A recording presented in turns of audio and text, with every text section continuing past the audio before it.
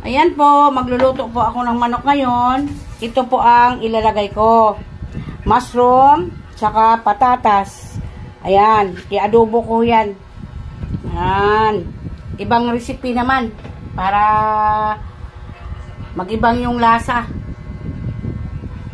Lutuin ho natin yan, mga guys. Lagyan ho natin ng mantika. Ilagay ho natin ang bawang, sibuyas. Ilalagay na ho natin ang manok.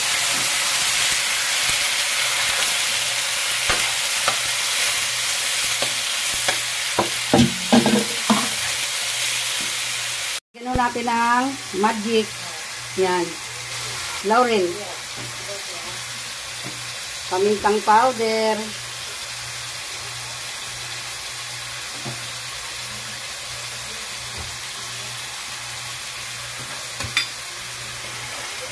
Halo natin.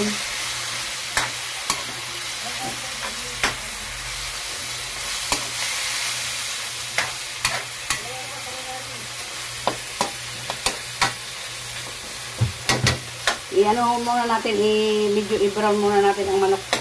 Ilagay ko sa manok din. Hindi nawawala yung patatas yan sa amin palagi. Kasi masarap naman talaga pag may patatas. Yan, ipa-fried lang nun natin yan.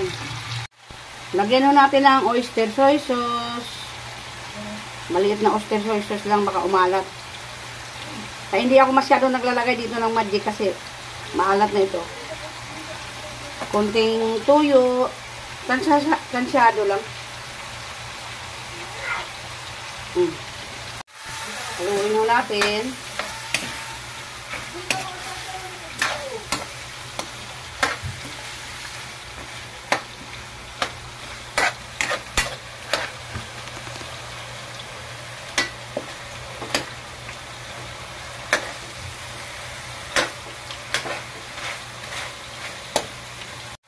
Ayan guys, ilagay na natin ang mushroom. Red pepper pala ito. Nakakalimutan ko, sorry. Mahirap talaga maggawa ng content.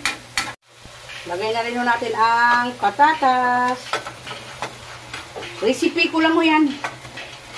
Yung ganyan mga recipe. Para makain ng mga anak ko kung anong gusto nilang sa luto ko.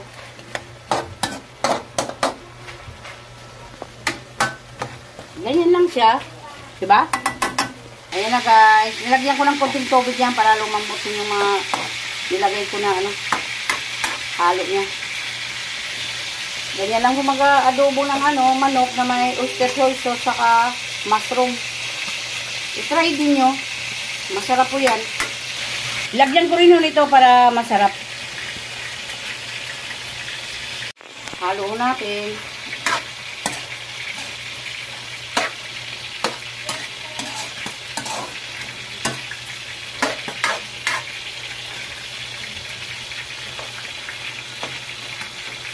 Para hindi malangsa ang ating manok.